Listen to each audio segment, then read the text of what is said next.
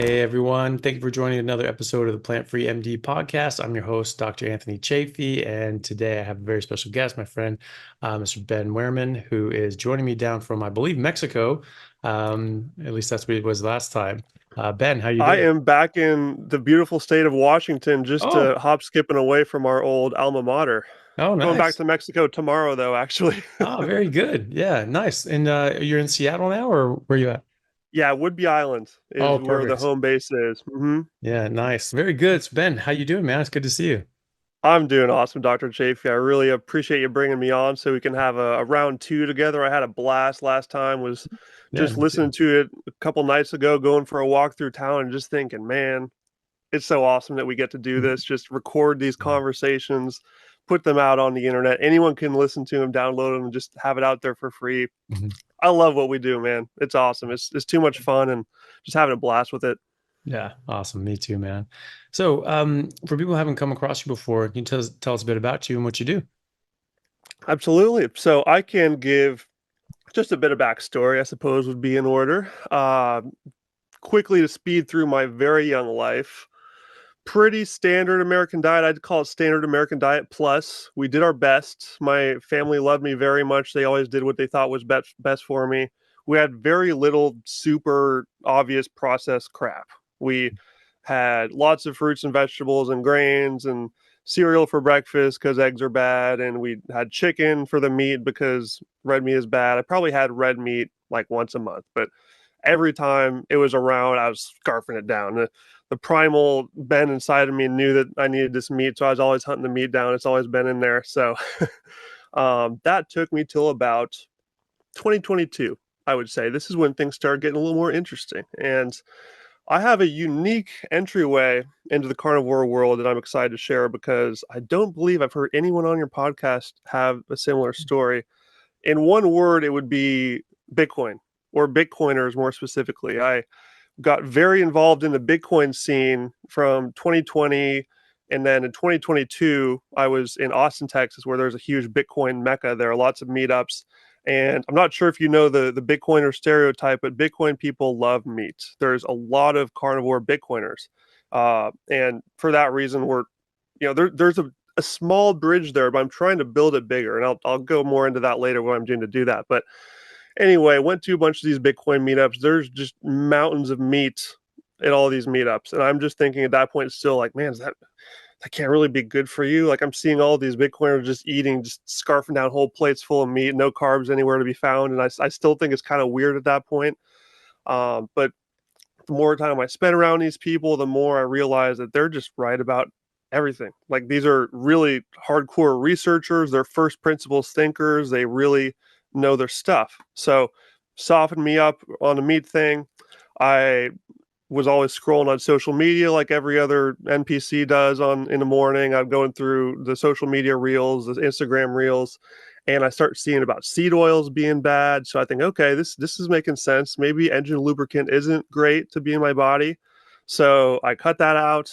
And the place I lived in Austin, Texas, had a pool with beach chairs around it. So I could test this theory that I kept hearing that cutting seed oils makes it so you don't sunburn anymore. Because growing up in the Pacific Northwest, I would burn in like 20 minutes in the very mild sunlight here. My whole life growing up, I always was caking on the sunscreen because I thought it was the best thing to do. And so I tried out just cutting seed oils out and just seeing what happened. And lo and behold, after a few months of no seed oils, I wasn't even carnivore yet, but just no seed oils, I could lay out in that beach chair for hours and just get tan. So I thought that was pretty cool. Like the things you put in your mouth are actually affecting how you look and feel. That's awesome. Mhm. So just continued digging down that rabbit hole. I went into the whole animal based thing in 2023, do the meat, fruit, and honey. Settled there for a little while, and like a lot of people, I thought that was, oh, this has to be it. This has to be the best because Mhm. honey has these magical properties that are somehow good for you, and I mean, of course, fruit is good for you because it comes from nature, right? Mhm. Totally not just super hybridized over thousands of years or anything. So doing that, and then I find Mr. Anthony Chafee's podcast, the Plant Free Yeah. MD. That's around halfway through 2023. And your podcast is what totally took me to the final stage. I would call the bottom of the rabbit hole carnivore diet.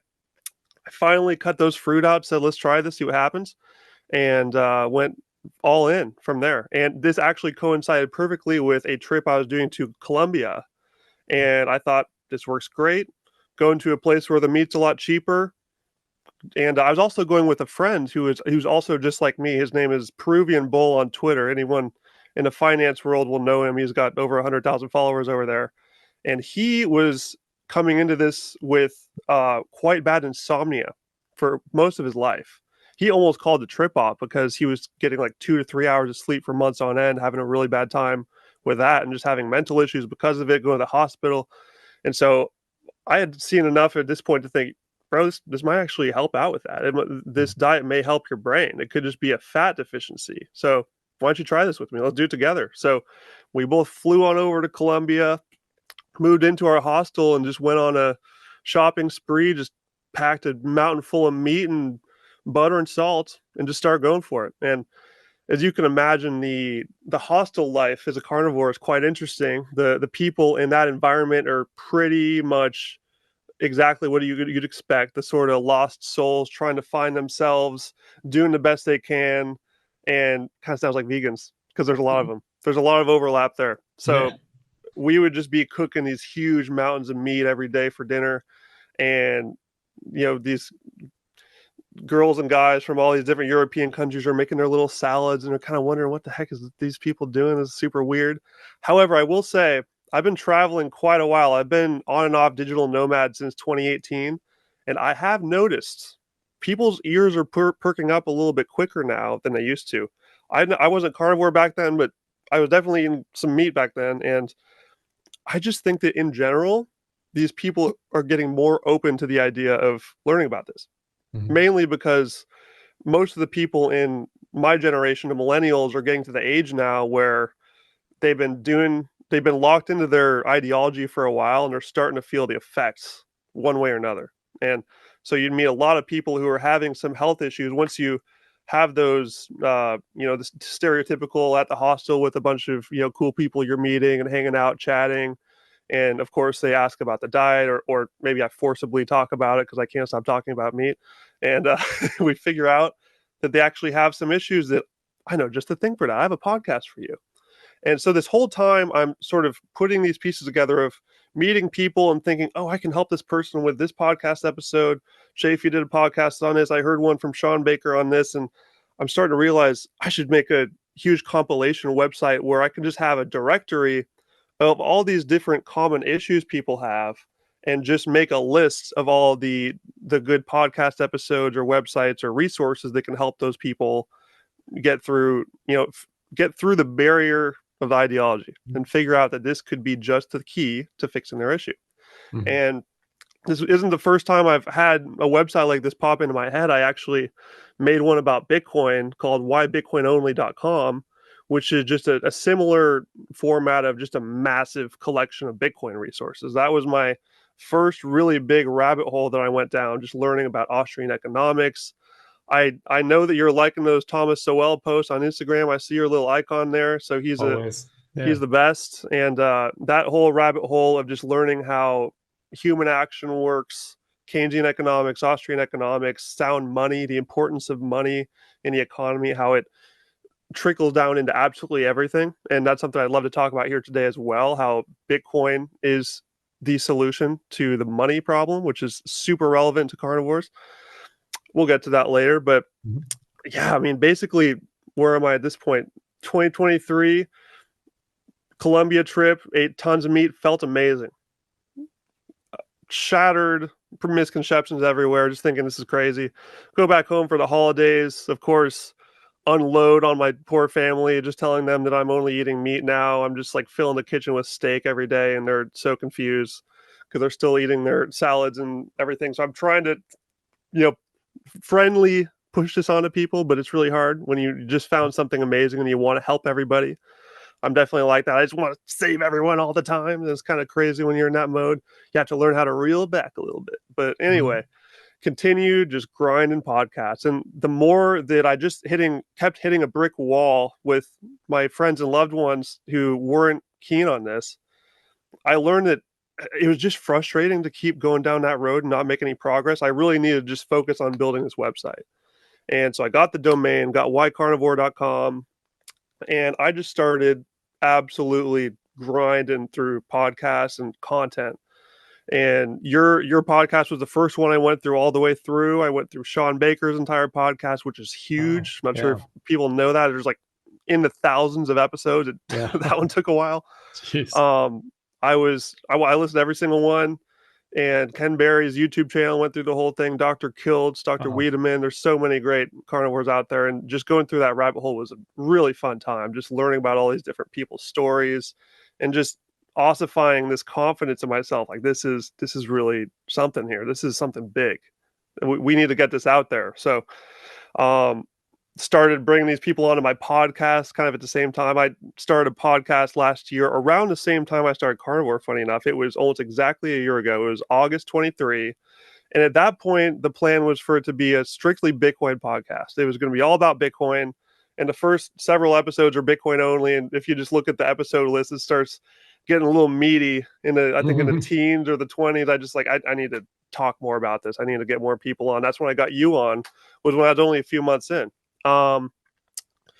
So just continued grinding. Went back to Colombia for a second round. We really enjoyed it, so we went back. And it's kind of funny, the stereotype for Colombia is like the white dudes just all fly over there to get their wife, but I was the exact opposite. I was completely buckled in that co-working room. I had the headphones on. I was grinding through carnivore content all day, every day, literally getting up at like 8 a.m. and going till like 1 or 2 a.m. at night most of the time. 16-hour days, just busting my butt getting through that because I was just super motivated. I had no job. I had no money. Basically, I was running into debt, but people need this. This needs to happen. There needs to be a resource like this because there isn't one anywhere. So just continue doing that for the next several months until 2024. This year, July, wrapped it up. Website done. It came out to about 330 pages on Google Drive. Wow. I hope people like it because if I even try to go in and edit it, WordPress just crashes because it's so big. So I can't even really change it unless I have like 30 minutes away from my computer to finish loading. So I'm happy with it. I think that it's a solid resource out there, and I really appreciate your support getting the message out. You boosted it. Dave Mack talked about it. I went on his show to talk about it.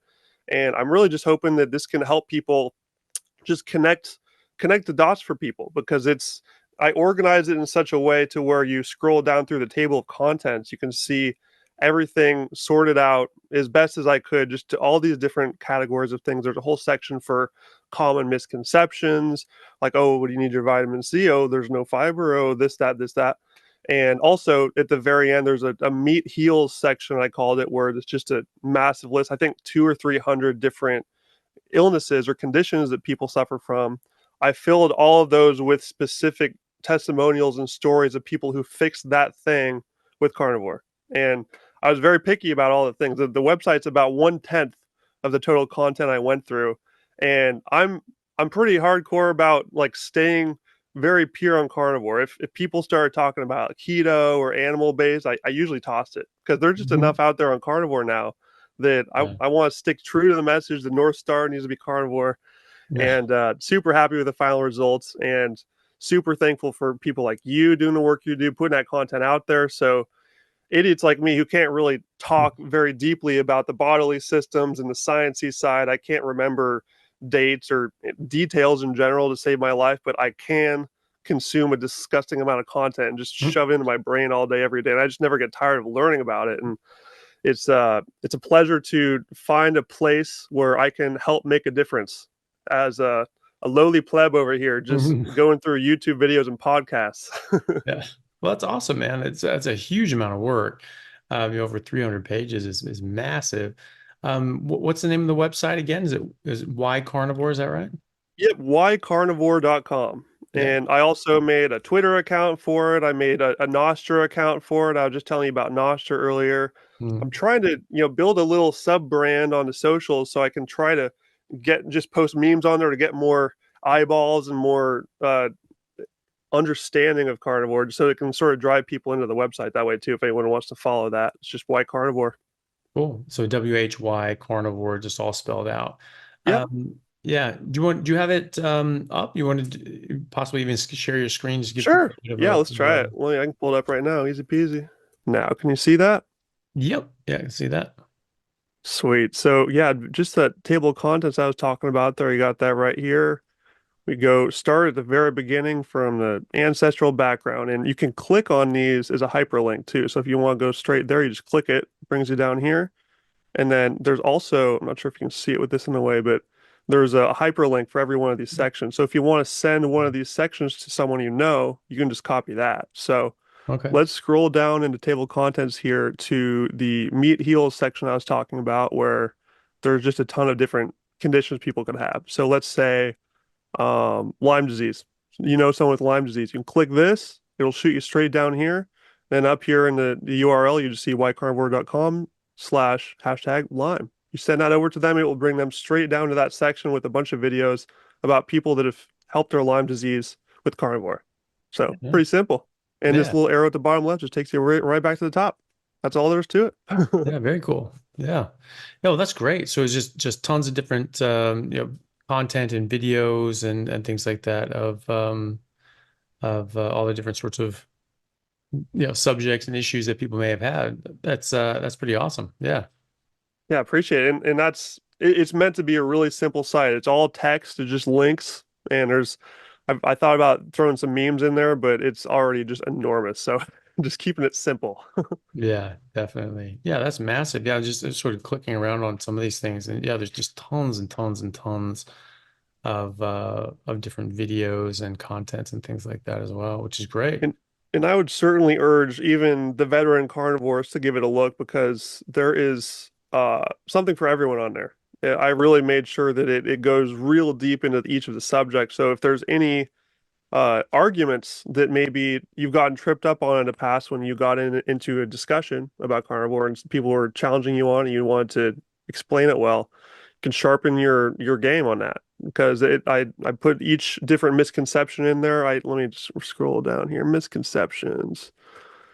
Okay, yeah. And there's just a huge list of them that you can just go through. Vitamin C Yeah. deficiency You're will not give me sharing. cancer, Yeah. thyroid deficiency, diabetes, inflammation, all these stupid things we hear that carnivore gives you. You just click those and it'll take you straight down to why that's BS.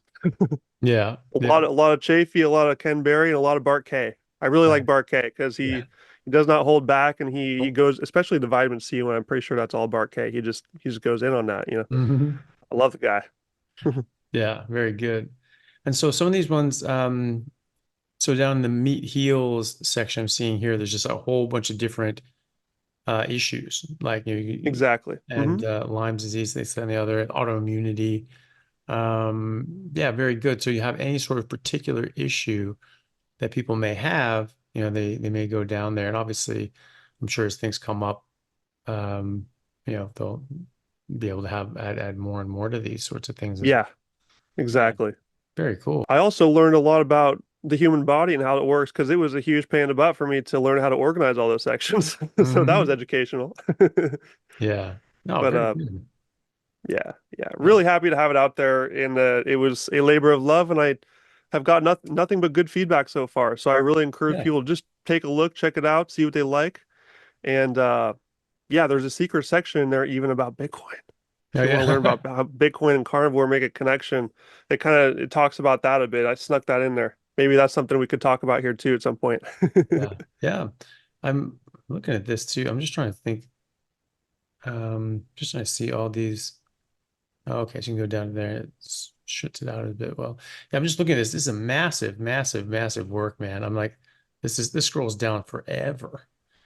And so yeah, there's a lot of information here. And great. Well, people are yeah, people are interested, check that out. It's ycarnivore.com.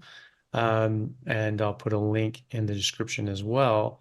And people can check that out. I mean, it's sort of fun just to go through this and just see, just the monumental amount of information there is here, which is pretty pretty cool. So yeah, well, thanks for putting that together, man. I'm Of sure it's course. very helpful for a lot of people. And I mean, people like you really inspired me, man. You've been putting your work out there. You've Thanks, been man. so just motivational on that end, just really working hard and getting stuff out to your ability and knowing how your brain works and how your skill set can come into this thing and really help progress people toward better health. And I that's something I really talk about with people is it's easy to listen to someone like Dr. Chafee or Ken Berry who really understand the human body super well in these systems. And so it can be easy to think, oh, I'm just gonna, leave it to those guys to do the content and, kind of sit back on the sidelines. I think that everyone out there can play a part in this. This is such an important cause that we're behind right now. We've found a huge key to so many people getting better, and it's going to take everyone, even if that just means starting your own YouTube channel or an Instagram page where you just post pictures of steak. You know, that makes a difference. We're pushing the messaging out there. Even just celebrating the fact that you're eating meat is crazy enough a rebellious move these days. So Hmm. don't discount it. Keep doing it. Everyone can find a place where they can play a part and just understanding your own skill set, what you love to do and what you're good at, and just jumping right in and talk to people like Dr. Chafee. Tag him on Instagram. He's really good about that and sharing people. And I know all the other carnivores are super helpful as well. So just get in the game, baby. That's all I gotta say. Yeah, awesome. Yeah, and the more voices out there, the more people talking about it, the more noise there is, the more people are aware of it. You're going to be very influential to people that you don't even realize. I thought that I sort of was a bit late getting into the game, and people were saying the things that I thought needed to be said, and so I was just like, oh, is it really worth my coming in? But there was a couple things I thought, well, maybe I can sort of bring this, in my own way. It might be a good addition, but I wasn't really sure. And then people started saying that they'd come across things, but the way I said it was really helpful and that it made sense to them. And somebody else is going to listen to what I'm saying, like, oh, I don't know, that doesn't make sense. But they're going to hear somebody else say something very similar, but they're going to say it in a way from a direction and a context that makes sense to those people. And so I've always been really hopeful that more and more people will come out and make channels. I encourage everybody to get their story out there and start making content because you're going to influence people and and say things in a way that is going to make sense to certain people, and it's not going to make sense when other people say it. So do get out there, and say something. You just have a whole bunch of people out there talking about how great it is and about how much of a difference it made in your life. People are going to have to stop, um, stop trying to pretend it's not a thing, because it is, and it works, and it works really well. And it's really helping a lot of people. So, get your word out there, get your message out there, and let people know just how much it's helped you. Yeah. And there are a couple of things you said there that are so critical that I want to highlight. The first one is just how different voices resonate with different people. That's one of the things I really learned as I was going through this content. Just that there's such a spectrum of different styles and deliveries. And we need to take this into account when we're introducing this to people because this is a very new concept for everyone out there, pretty much everyone. And Mhm. so you need to figure out if you're trying to help this person heal and become their healthiest self and you want to get them into carnivore the best way you can, it's going to take a little bit of mix and match skills. You got to kind of know their personality, know what they're looking for. And for me personally, I like it hard and straight. Just give me the facts. That's why I loved your podcast and why I like Bart K. Ken Berry's good. I actually don't love it when people are soft and sort of wishy-washy, like, oh, like meat's good, do what works best for you. Mhm. I'm kind of done with that, to be honest. I just want the hard facts, man. Yeah. But some people do like it a little bit soft and a little more warm and cuddly. And there's plenty of that on the site too. And just looking through the immense amount of carnivore doctors, and there is a section on the site of just doctor testimonials because I know people like Nice. my family are really looking for that authority. They grew up, the older generations grew up really trusting authority figures and the letters at the end of the name. So there's a whole section for just doctors saying it. And so you can go through that, see which ones you think would fit best for the people you're targeting. And yeah, make it happen. Get more carnivores going. Help the Yeah. world. Heal Yeah, everyone. definitely. Well, cool, man. Well, hopefully people go check that out and take a look. It's really cool. It's a massive, massive platform, a lot of resources there. So it's a good place to send somebody and say, hey, there you go, get going.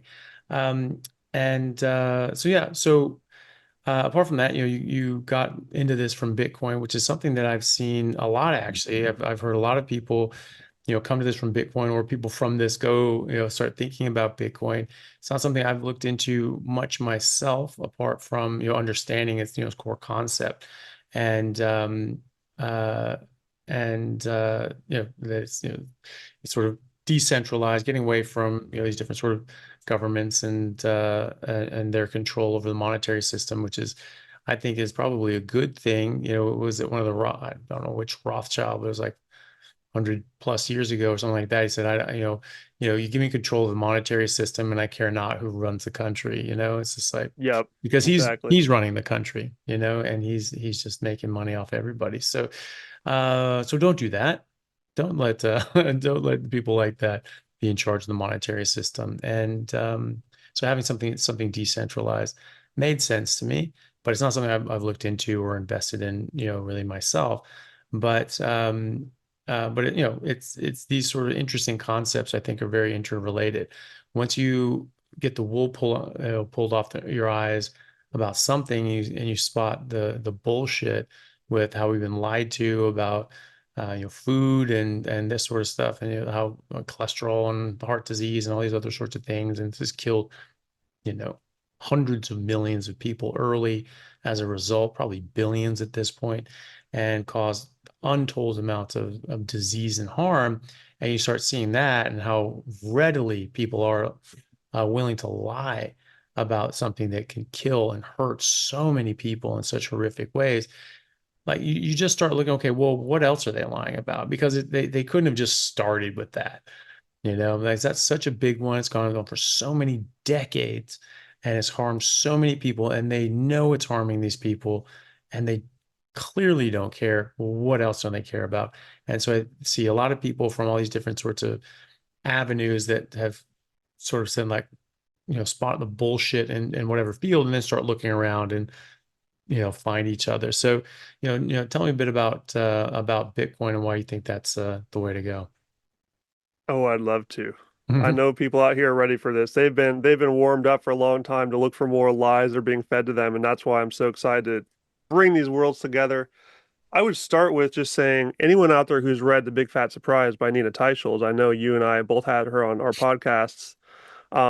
This book is basically walking through how every single step of the way that the government has put this huge, nonsensical, big pharma ruled system in place and really ossified it through their power. And the three-letter agencies that have all been corrupted, and they all have infinite power. This is key. Every single one of these governmental arms have infinite power and money because of the Federal Reserve money printer just showering money whenever they want it. They can print money at will. And this is the big key, is the money printer is the Death Star of this evil empire here. Because when you rewind way back before the Federal Reserve was enacted in 1913, when we were on the gold standard for 5,000 plus years, and things were a lot different when we had this form of money that could not be printed. It actually gained value over time. How crazy is that? When you got a gold coin as a little kid, you grew up, and when you pass it down to your kids later in life, it's worth more. It was deflationary. That's important. And the reason why it did that is because it had a relatively fixed supply. It was really hard to make more of it. It took a lot of work to mine it. And as the supply grew very slowly, human productivity and efficiency increased very rapidly. So when you have that dynamic, the money actually gains value. And compare that to now, Federal Reserve created in 1913. In 1971, we completely detached from the gold standard. Richard Nixon comes on and basically says, "Oh, we're just going to use the dollar now. Tough luck. Mhm. Like if you don't use this, then we'll throw you in a cage. And if you gold's illegal now." Yeah. There was the Makes 6102 was an act. I forget what year it was, around the 20s or 30s, I think, where they literally made it illegal to be holding gold. They came to your house and would take it away from you because that gave you a way out of their fiat games. This word fiat is the word you hear in the Bitcoin circle, just talking about this money printer system. So essentially, Bitcoin is the digital version of gold. It's replicating all the things that were great about gold that worked really well. It's scarce. There's a fixed supply on it. It's really hard to increase the amount of Bitcoin in supply, but once it gets to 21 million, it's done. That's going to happen around 2140. There's going to be a hard stop there. So it's very little inflation temporarily, and then it turns deflationary once we hit that ceiling. And so, but already the fact that this is coming out now at such a perfect time, when you look at it on a long enough time frame in the last, 15 years or however long it's been out exactly, it's just been going up. And people get caught up in the headlines of, oh, it went up this week, it went down this week, it went up this week, it went down this week. I just don't even care about that anymore. And most of the real Bitcoiners don't care about that anymore. It's just noise. We're thinking about this on a long time frame of this is a new form of money. This is a new global reserve currency. This is going to take, this is like a hundreds of year project, thousands of years.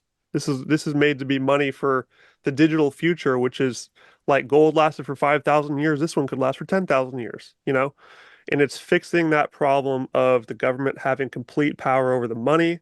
And I've had a lot of people on my podcast to talk about this, and including some farmers and ranchers talking about how Bitcoin has helped these meat producers save their wealth somewhere where it can't be confiscated, it can't be taken away from, if the bureaucracy comes down and raids their farm, like we've been seeing happening more often, they can't take your Bitcoin. It's fully anonymous. You can have a secret wallet and not tell anyone. You can just have your own. And there's examples of this all over the world as well when people are escaping these awful authoritarian regimes in these third world countries. They're learning about Bitcoin. And for so many years, when these people would try to escape these terrible situations, they would get shaken down at the border. They get robbed of all their money. They get everything stolen from them. But with Bitcoin, if you can remember 12 words in your head, that's all you need to get access to that Bitcoin from anywhere. So it really opens up these fascinating possibilities of sovereignty, of self-sovereignty. And it's a really fascinating rabbit hole to go down. That's why I created the whybitcoinonly.com, because I tell every carnivore that's the next rabbit hole to check out if you haven't. It effectively the long-term vision, just like carnivore's vision is to heal people with a proper human diet, the Bitcoin vision is to separate money from state. The government should not have the ability to print infinite money for itself and steal from all of you from inflation. Carnivores, they're trying to buy ribeye. I can see the inflation going on. It's getting crazy out there. It's getting more and more expensive. And it's not getting more expensive because ribeye is getting more valuable. It's getting more expensive because your dollar is losing its purchasing power. They're deflating it away by printing the money. It's quite simple. When the money supply goes up, it dilutes everyone else's fiat currency. So you're getting poorer every time you see these politicians on TV say, oh, we're printing a trillion for that, we're printing a trillion for that. That's you getting poorer. They just don't say it that way. It's a stealth tax. It's a way that they tax you without any legislation needed. It's a great way for them to get infinite money to just print tanks and aircraft carriers for all the wars they want to do, pay all the lobbyists off, continue these corrupt three-letter agencies that are keeping us sick and in bed with big food and big pharma. This whole game all comes back to the money. And when you fix that money, you fix the whole problem of all of these cascading effects of power and corruption, creating this clown world we find ourselves in today, including the diet guidelines. That has been made possible by fiat money. Yeah. So, yeah, I've always, having read Soul and Milton Friedman and Friedrich Hayek and these sorts of Walter Williams, these sorts of people, and also having a brain in my head and thinking, I've long thought you just need to get rid of the Fed, and the ability to print money endlessly is insane. And that sort of, there was a contract when the Fed was created with the government. They said, like, okay, well, we can just print this money everywhere, and it's guaranteed and backed. Basically, it's the federal government getting a loan from the Fed, and they just print all this money out. It's always permanently backed by the taxpayer. And it's just like you're writing, basically, getting loans out in someone else's name, and taking the money. and it's just a complete con game. I mean, this was done by, was it Woodrow? I believe it was Woodrow Wilson who did this, and he openly was saying that he had to dismantle the Constitution. This was old and outdated. It was 150 years old. And we just, oh, we just got to get rid of this old relic, and we need to have brilliant people running things the way we think, because obviously it's just certain specific people that should be able to have the know-how to run everybody else's lives. When you think about it, you look at the original Greek democracies. Obviously, this isn't a democracy; it's a republic. That's why we wanted to sort of keep it that way because it will last longer.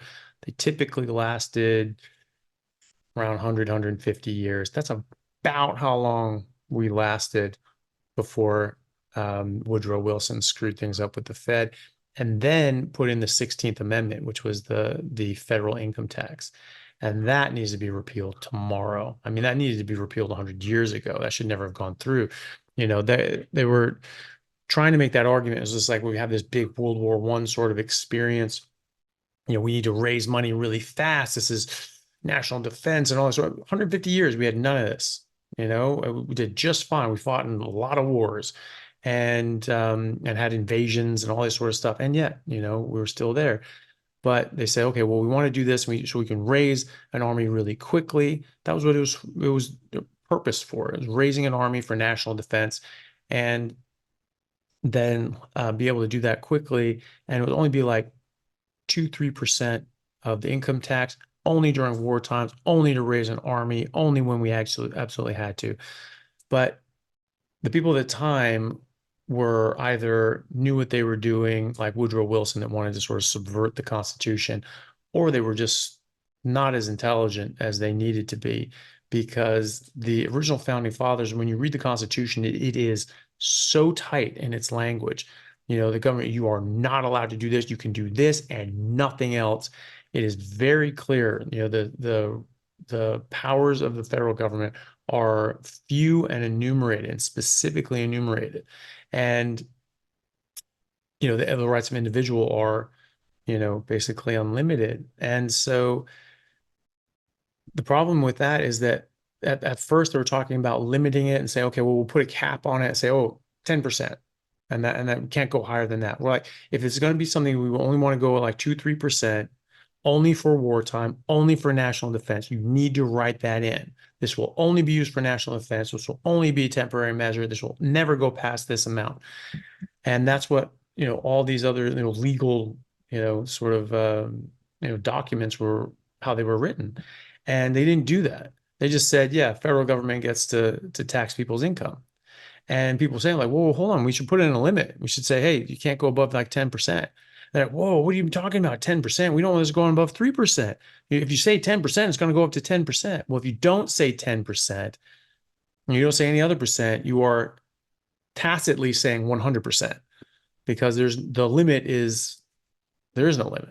right? You could even go above that. I mean, there's some places where they, like, if you have a lot of savings, they'll tax you more than your income because to tap into your savings as well. It's insane. And so don't get any ideas, anybody, in the government. And so immediately the federal income tax rate went up over 90% for the top bracket, over 90%. The first income tax breaks in the early 20s, it was only a few years after there was a federal income tax, was with Calvin Coolidge. And he dropped the top tax bracket down to like 70 something percent, 72%, something like that. Massive growth in the economy, because it was just so stifled, and just like, oh, thank God, you had some air to breathe. And you had the roaring 20s as a result of that. So that needs to go.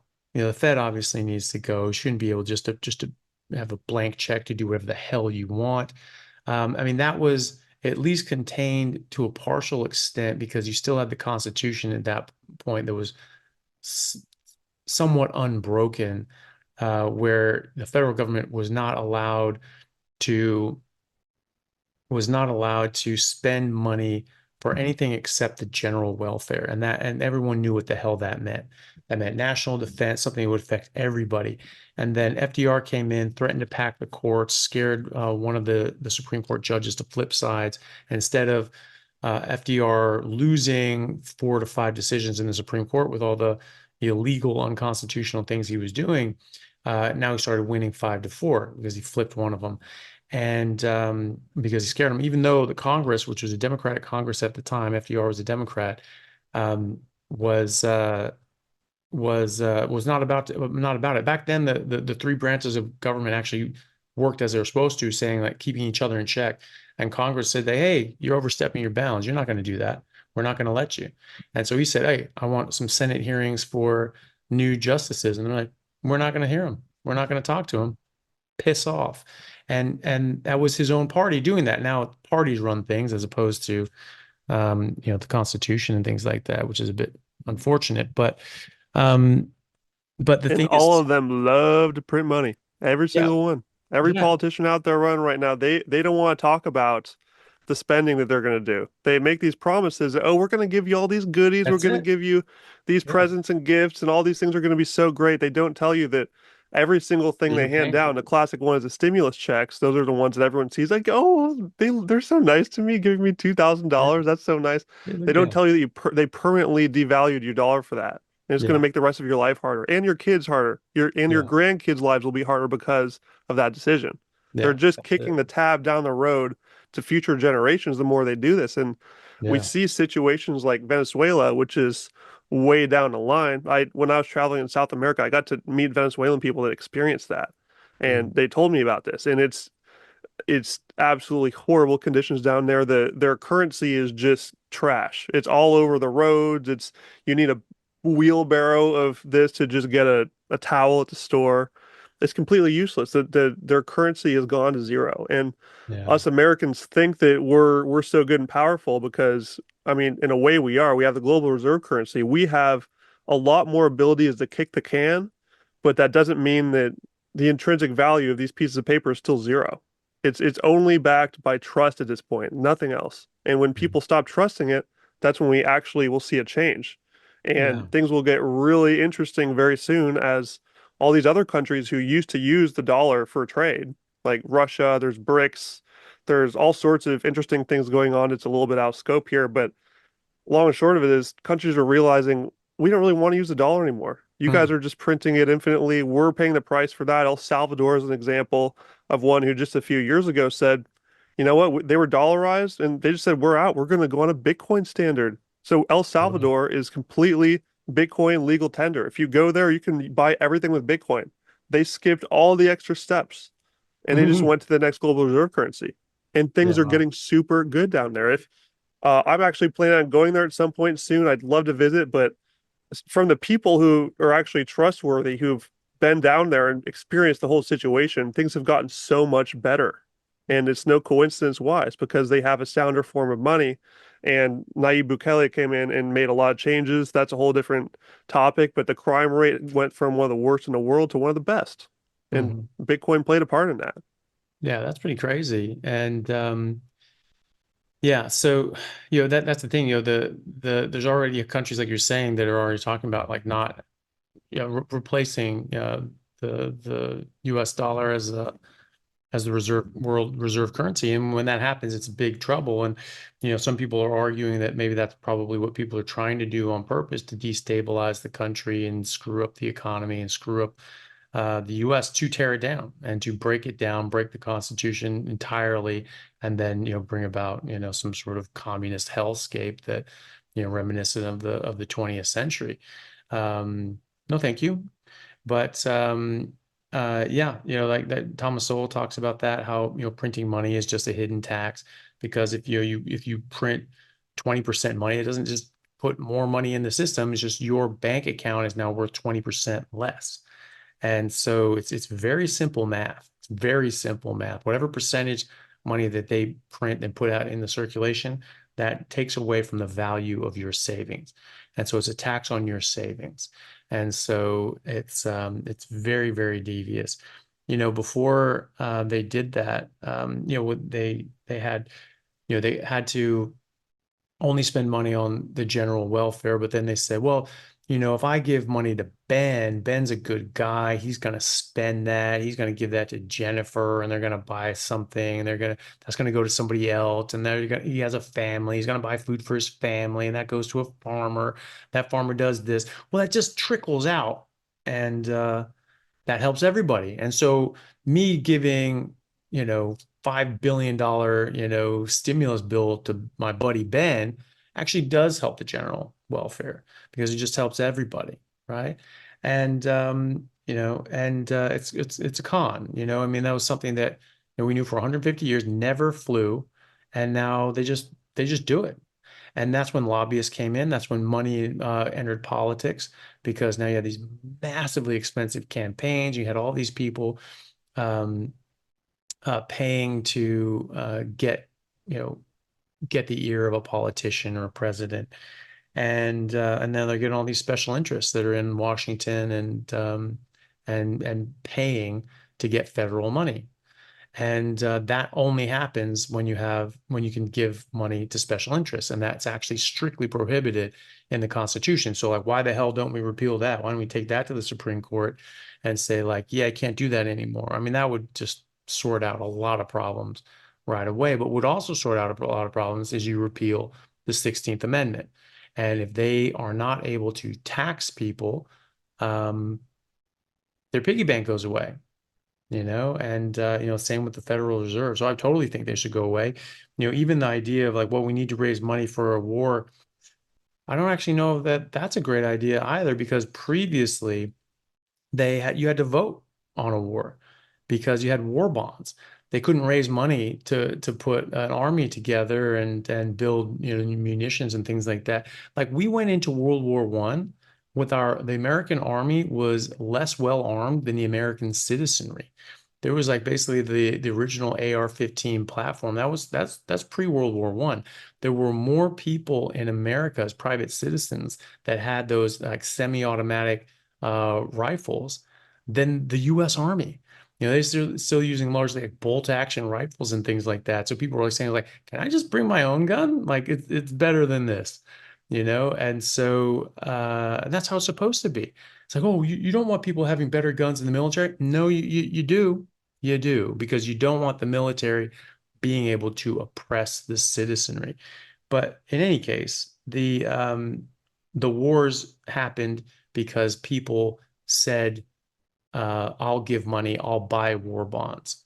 And if that's something I believe in, I'm going to put my money where my mouth is. And I'm going to put money towards that war effort. And if enough people didn't buy into it, wasn't going to happen. And so if people have a problem with, some sort of invasion, they don't have to yell about it and talk about it on CNN and bang the table. They can just say, yeah, well, I'm not putting money towards that. And then it just fizzles out and it goes away. So it actually gives the people a lot more power and control over how our government runs. And that's the whole point. It's the government of the people, for the people, by the people. It's supposed to be, we just live our lives and we get to self-govern, we get to self-rule, and we get to decide whether our nation goes into war, whether things are being spent on stupid shit and or not. And now we've lost that. Now it's back to the old school oligarchs and monarchs and rulers, right?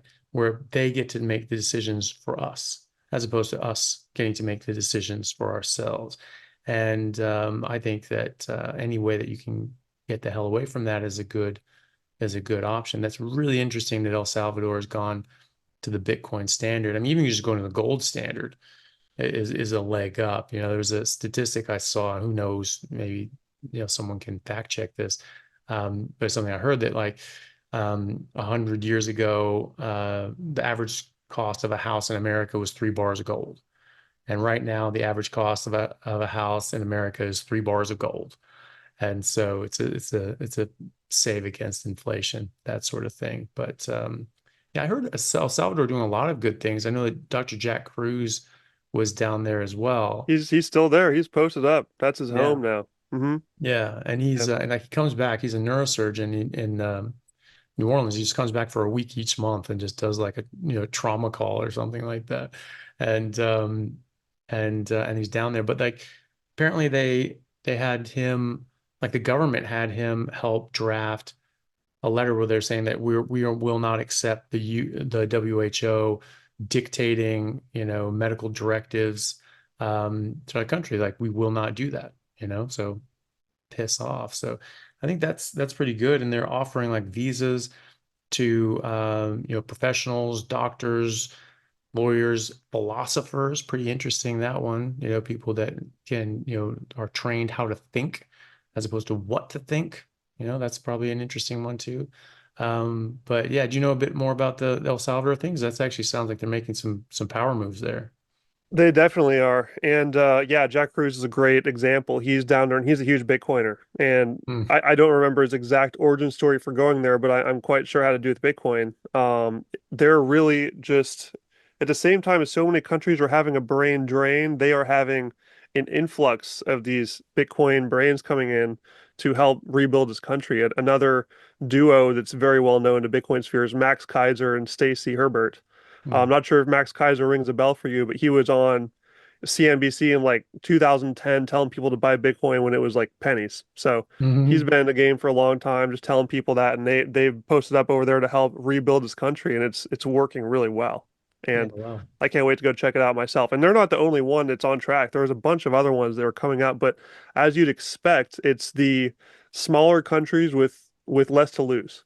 Hmm. And the big question right now is what the heck is the US going to do? Because we are in the biggest position of power right now. We have the most to lose from that because we are the current global reserve currency like lord. We own the money of the world basically. And everyone has a target on our back because they're tired of playing our games. And so it'll be very interesting to see what happens because I was at the Bitcoin conference this year in July. That's where I got to meet Sean Baker and Ken Berry and some other carnivores. They're slowly carnivores are trickling into Bitcoin. We're reeling them in. They're coming in. And Donald Trump was there. He did a speech. Yeah, wow. I went to it. It was boring as fuck, but it was interesting because the candidates are starting to talk about this, Yeah. and it's part of the conversation. The Overton window is shifting, and Robert F. Kennedy Jr. was also there. He actually knows what he's talking about for, Mm. which is he's like one of the only people that actually has done his research on it. So that's quite interesting now that him and Trump are connected and don't even want to get into politics there. But all I'm going to say is, I mean, Bitcoin doesn't care who you are, what your politics are. It's going to keep churning along and keep going up. That's what it does. It's programmed to increase in value over time because it's a simple supply and demand equation. The demand is going to continue going up as people do their research and learn that every single fiat currency by every government on earth is programmed to go down in value. Unless you think that the government is all of a sudden going to be responsible and stop spending. Oh, We're at about 36 trillion of debt right now. I'm not feeling too Jesus. confident about that. And so I'm going to get on the lifeboat. Bitcoin is the lifeboat to this situation where you can have a form of money that's programmed differently. It's completely outside of the system and it doesn't need anyone's permission. It's built to withstand all of these attacks. And we are already well into the phase where if governments try to attack it and take it down or ban it, as China, for example, I believe at least 12 different times they've tried to ban Bitcoin mining in China. But every single time it just doesn't work because it's a giant whack-a-mole game of trying to stop the people in their country. They just leave the country and go do it somewhere else and they lose all that money and inflow. So they, oh, okay, let's turn the ban off and they all come back. It's the baby's out of the cradle at this point. Like, it's too far gone for any of these governments to stop, even if they wanted to. So it's smarter for them to play along and jump on board.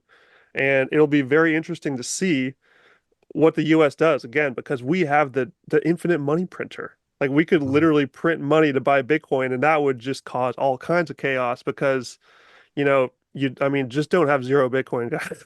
That's all I'm gonna say. You don't want to have zero when things start hitting the fan because we're getting to a point where things are getting real hairy. We just had a halving recently. I'm not sure if you understand how the halving works, but Mm. it's basically a programmed part of Bitcoin where every 4 years, the rate at which new Bitcoin is mined gets cut in half. So Wow. it's like an asymptote going up to that 21 million level. And once it gets there, no more Bitcoin is mined. But until then, slowly increasing supply, very slowly.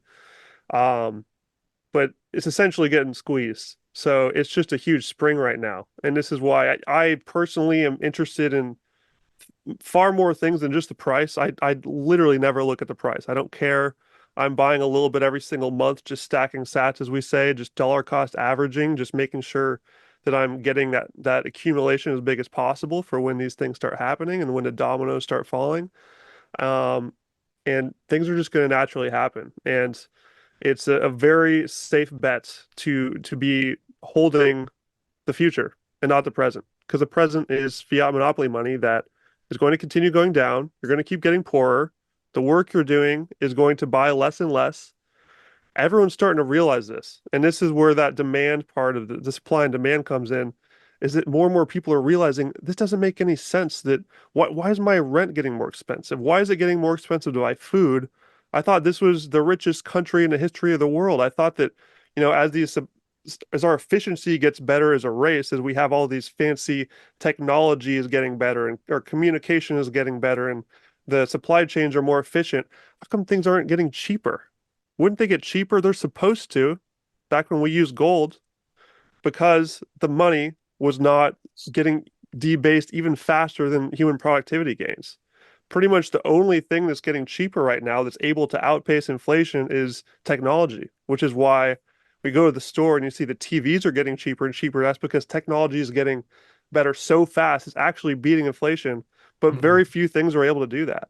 So, it's just going to be more and more things getting more and more expensive. And this all comes down to, well, it brings us back to just mental health, which is something we talk about a lot in the carnivore world. When people are feeling helpless because the work that they're doing in their lives isn't enough to feed themselves or their families, then they're just put in a state of despair. And this is what fiat money does to a population, is when the government is able to steal from people at will, it's going to continue doing that. It's going to be a magnet for the sociopaths who just want more and more power and will play into that corrupt game.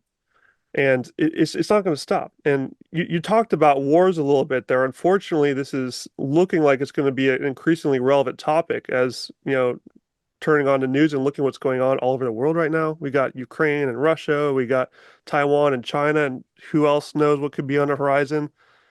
A really simple analogy to look at how war works on different money standards.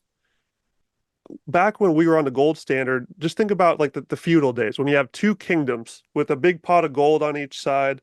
They have an army and they want to fight each other. One of them wants to take over the other one. So the king has this big pot of gold to pay their soldiers with to go fight. And the two sides basically just keep going as long as they have money left because they need to pay their soldiers. As soon as they ran out of gold, the soldiers wouldn't get paid anymore. They said, fuck it, I'm going home. The war is over. And it's finished. It stops. And what Yeah. we have now is infinite money printing war where they never stop. The goal is to continue perpetuating these wars as long as possible because that's sweet dollar bills for the military industrial complex. That's what they want. They continue showering money on both sides of the war so they can profit off of all the death on both sides. And these are just truly sick people. It's a really crazy situation. It's all enabled by fiat money, the ability to print infinite money.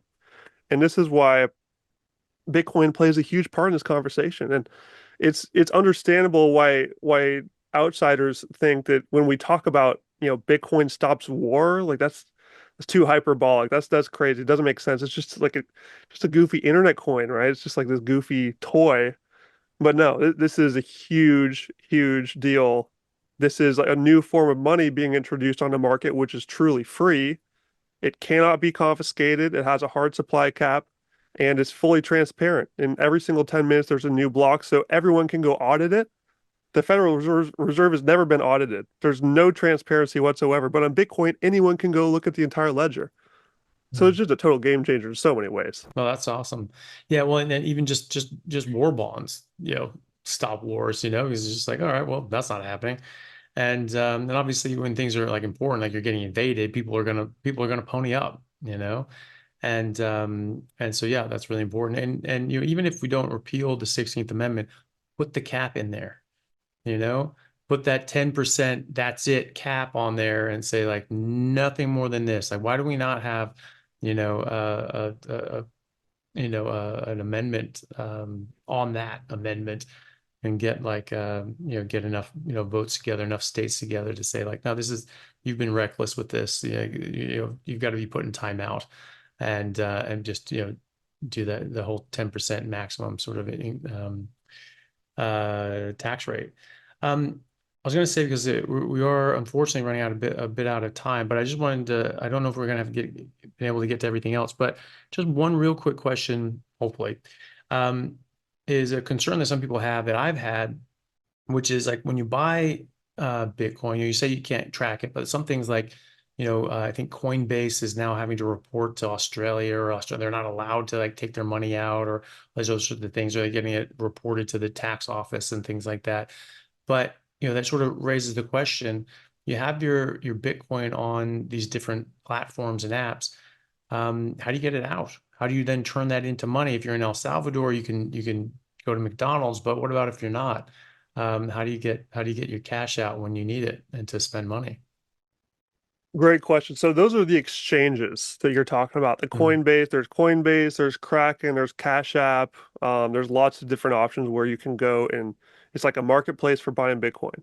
And oh, by the way, don't even touch crypto. Crypto is a waste of time. Go to yeah. whybitcoinonly.com to learn more on that.